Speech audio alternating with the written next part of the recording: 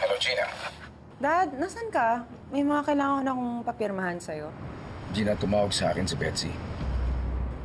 What? Bakit mo naman sinagot? Anak, may sitwasyon tayo. Gustong palaglag ni Susan ng bata. Humihingi ng tulong si Betsy. Dad, totoo ba yan? Or pakana lang nila yan? Pwede ko naman baliwalain ang lahat ng ito. Total, hindi naman ako sigurado kung akin ang bata. Pero paano kung akin siya? Kapatid mo, Gina. Papabayaan ko na lang ba siyang mawala? Abot ang pintuan! Betsy! Betsy! Buksan mo yung pinto! Paano nga kung ako yaman ng bata? Kailangan mong panindigan, anak. Kahit pabungan ng pagkakamali, anak mo pa rin yun. Tama ka, Nay. Anak ko pa rin siya. Hindi ko siya pwedeng pabayaan.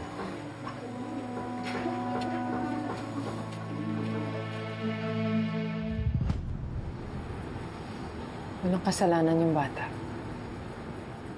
Pero posibleng anihin niya ang consequences ng kasalanan ng mga magulang niya. Tama ka. Pero ano pa ba magagawa natin? Si Gerald man o si Daddy yung tatay, isa lang yung pinakamasakit sa lahat. Si Betsy pa rin ang ina. Kahit kailan hindi ko yun matatanggap.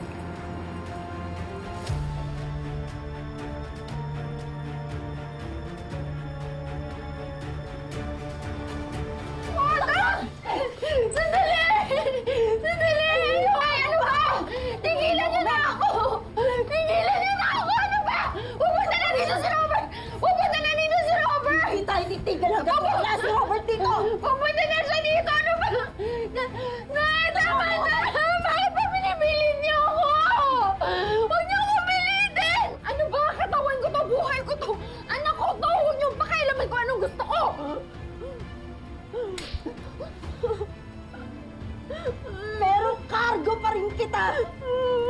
Oo, anak mo yan. Oo, buhay mo yan. Pero kung problemahin pa rin kita pagka nilabas mo yan, wala akong magagawa. Ano, pwede ba? Lalaglag natin yan sa ayos sa gusto mo. Ayoko na! Ayoko mahawakan sa akin! Tama na! Mahawa kayo na! Tama na! Mahawa kayo sa akin! Tama na! Ikaw ang maawa! Maawa ka sa sarili mo! Maawa ka sa ating dalawa! Maawa ka sa bata dahil hindi mo alam paano mo palalamunin yung pag pinanganak mo! Kaya sige na, sandali lang to, Betsy! Ayoko! Relax ka lang, Betsy! Ayoko na! Sandali lang to! Ayoko! Tay, please! Ayoko! Ayoko! Hoy! Hawakan mo! Tama na yan! Ay! Robert! Robert! Robert! Salamat sa paligid! Sino ka ba? Robert!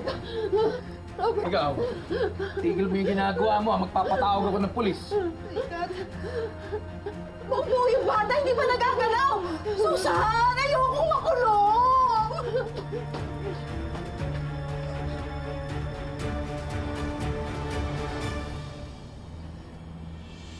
Nay! Robert! Robert, tama na! Nay! Napakawalang hiya mo, ina.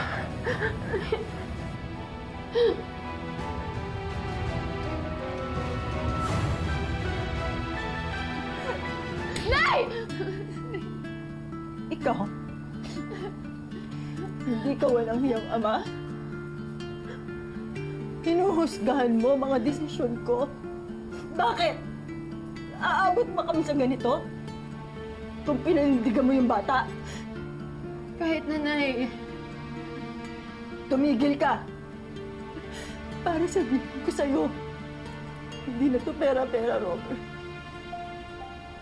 Lalaki yung bata na walang tatay. Alam mo ba kung gaano kahirap yun? Alam mo ba kung gaano kahirap magsilang ng sanggol sa mundong to na wala kang katuwang? Kapag nahihirapan na si Betsy, dahil wala na siyang masasandalan, ikaw ba mananagot? Pag naganap ng tatay yung bata, ikaw ba sasagot? Ikaw ba ang papaliwanag sa kanya kung bakit siya tinalikuran ng ama niya? Putris kayo! Nagiging praktika lang ako dahil pinagdaanan ko lahat yan! Kaya oo, sige. Hindi na ako mahusay na ina. Pero hindi ko papapayaan. Napagdanasan mo yung impyerno ang buhay na dinanas ko. Kahit nanay, wala ka pa rin karapatan na pagdesisyonan ang buhay ng baby ko.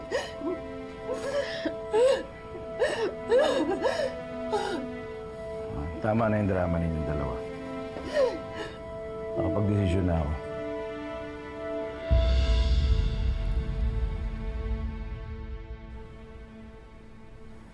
Nag-message si Guido.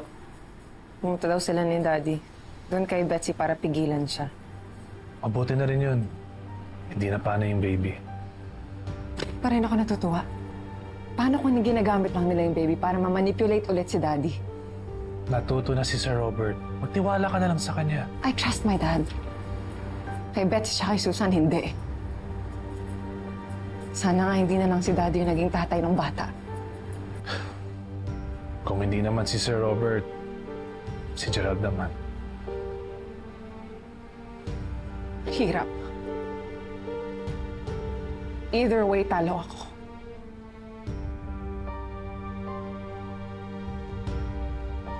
Papayag na ako magpa-DNA yung bata. Sigurado akong akin siya. Robert, sa'yo siya. Sure na sure ako. Salamat at kinikilala mo yung anak natin. Huwag ka masyadong kampante. Hindi pa ako committed sa pagbubuntis mo hanggat hindi lumalabas ang resulta. Pero handa ako magpa-DNA. Dahil sigurado ako ikaw yung tatay. Handa ako, Robert. Ako na maghanap ng doktor para matuloy na yung procedure na yan. Sagot ko na lahat. Gusto ko lang siguraduhin na kayong dalawa, hindi nyo ipepeke ang resulta. Grabe ka naman, Robert. Ano ba tingin mo sa amin, manggagancho? Gusto mo ba talagang sagutin ko yan? Oo. Tingin ko sa inyo manggagancho, manggagamit, manloloko at mukhang pera. Tensya na. Hindi ako masisisi. Sige, papayag ako sa kung anong gusto mo. Pero sa oras na mapatunayan ko na ikaw yung ama, hindi mo ako pwedeng baliwalain. Tama. Saka na lang natin pag-usapan yan pag lumabas na ang resulta ng DNA. Tara na.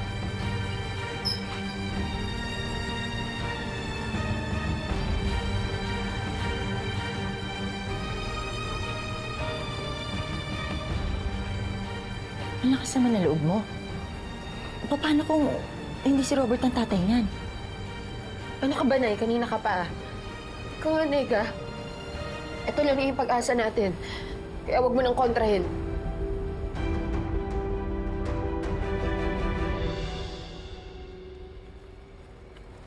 Oh, yan ha. Dinagdagan ko yan. Galing ng acting mo kanina, convincing. Para kipat naging theater actress ako nung araw, Mare. At gumawa pa ako as abortionist sa indie film. Kaya tignan mo, kompleto lahat ng props ko. Kaya nga, pinahanga mo naman ako. Approve. Buti na nga lang dumating si Robert. Kung hindi, palpak na naman lahat ng plano mo. Ano ka ba? Kaya nga hindi ko sinabi kay Betsy yung totoo. Para tawagan niya talaga si Robert. At saka nakita mo, totoong-totoo yung takot niya. Leader ka talaga, Mare. Trip ako sa'yo.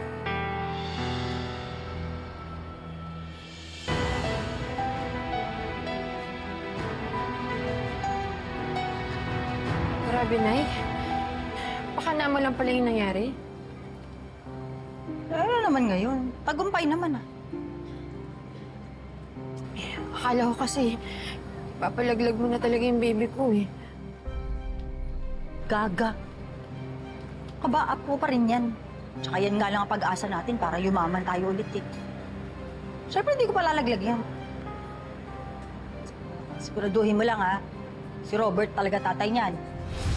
Manalig ka lang, Nay.